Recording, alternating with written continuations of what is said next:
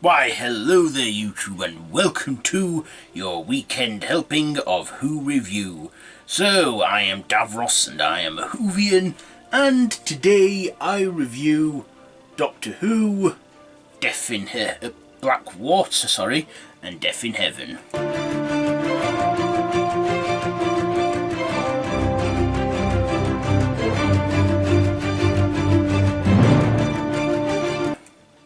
So this is the series 8 finale, where the Doctor and where Clara where Clara's boyfriend Danny is killed in a tragic car accident, and wants to get him back by any means, including bribing the Doctor, and eventually the Doctor agreeing to help her find a way to save him.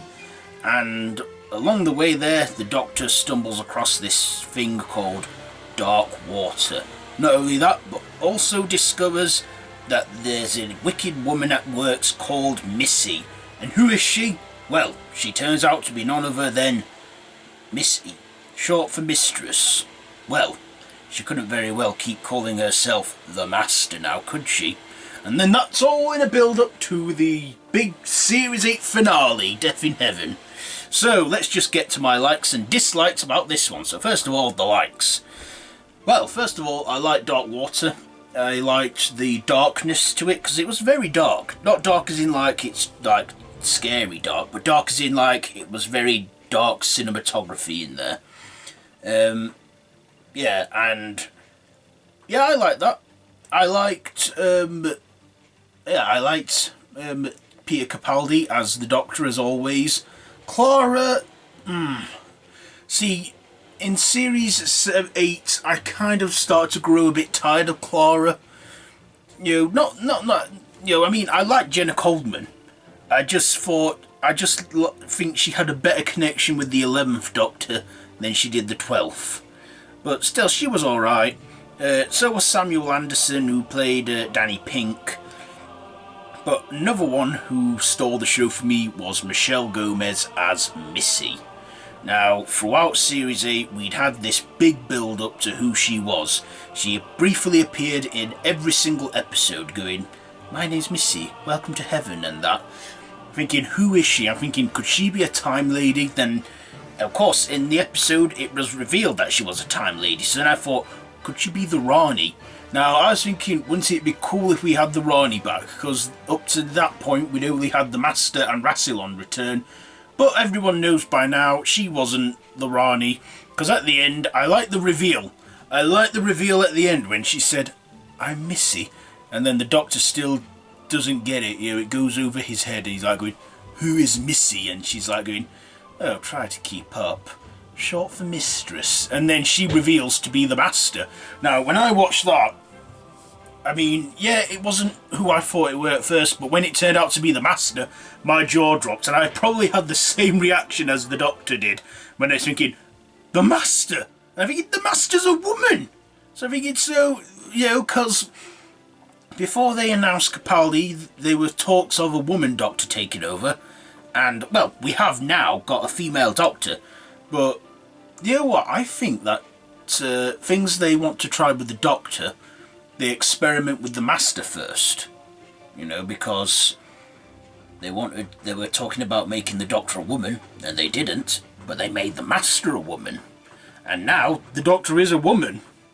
But yeah, Michelle Gomez, she did great as the first ever female Master. I would have loved to have at least seen her come back in a Jodie Whittaker episode, you know, but who knows, she might not, we don't know, probably not. Yeah, I liked this story.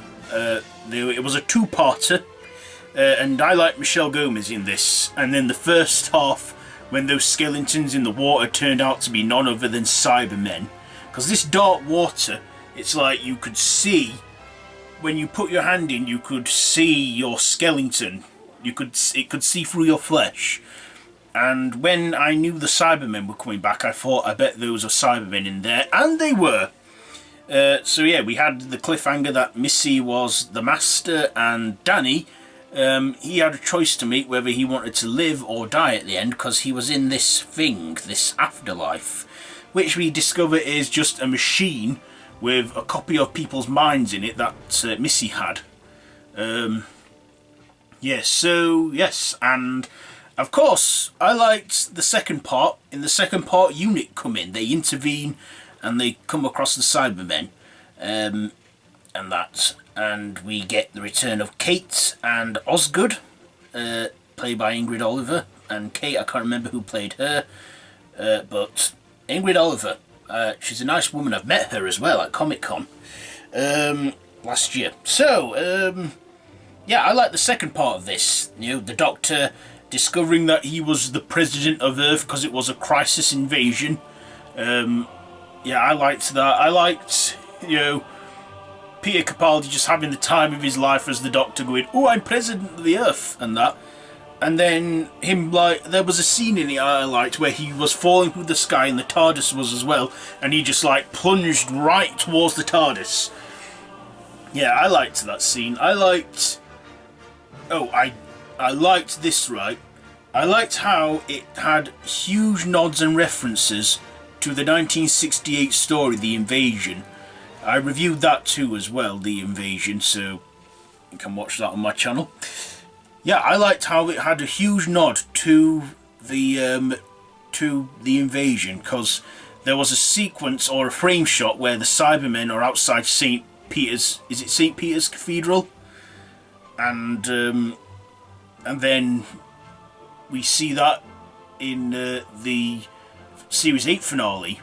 So I like how it had a huge reference and a nod to that. I also liked... now, there was a bit in it where Kate was talking about her father, you know, the Brigadier, as we all know. How she said the Doctor, he always wanted to see the Doctor salute him just the once. And then there's a bit towards the end where Danny is also a Cyberman, which is quite heartbreaking.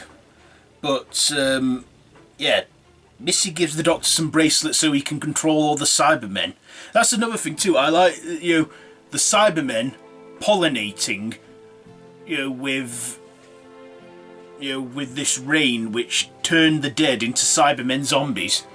I thought that was very unique, and that turning everyone in their graves into Cybermen. But yeah, this was also the first time I think we see the Cybermen actually fly. Because I think in the whole history of Doctor Who, the Cybermen have not flown until now, like the Daleks did. So I like that the Cybermen could now fly in the sky, and how they could pollinate through little nanotech and that, which I thought was kind of cool. But yeah, Danny, he is unfortunately a Cyberman, and then the Doctor gives Danny this device so that him and the Cybermen, you know, all go up into the sky and destroy the cyber cloud or whatever that's making dead people Cybermen.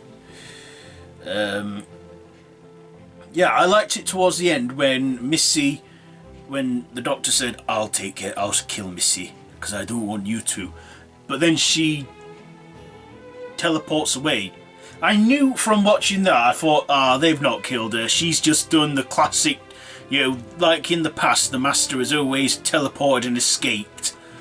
That's what I knew she did, and she obviously did, because she came back in the next upcoming seasons.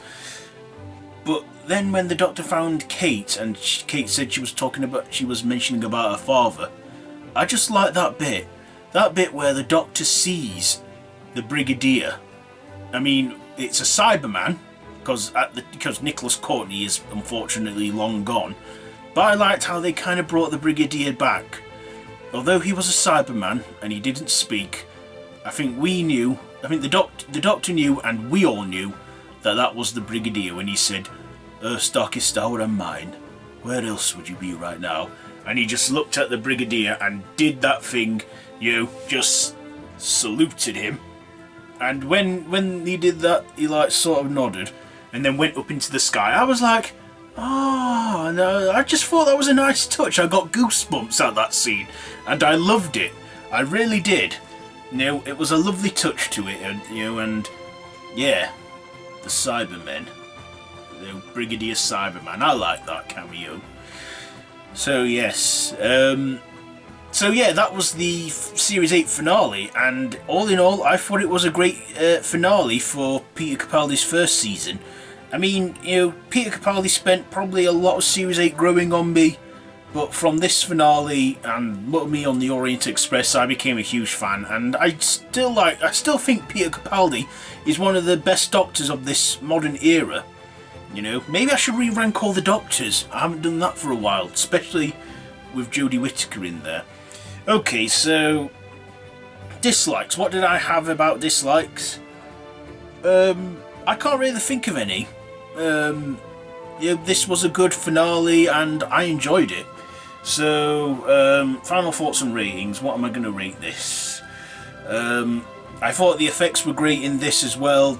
The story, a little slow in the first half, but the second half it was full on. Another thing I didn't like was when they killed Osgood, but that soon got resolved when, who did they kill? The Zygon or Osgood? Maybe I'll do a review on that at some point, the Zygon inversion and the Zygon invasion.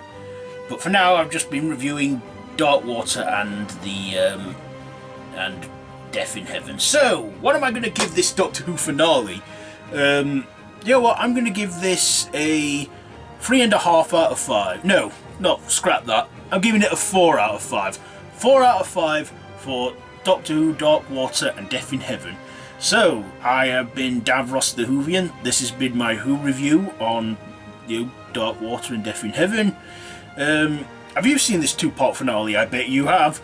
So yeah, let me know all that down in the comments below. If you like this video, be sure to give it a big thumbs up. Don't forget to share with your friends.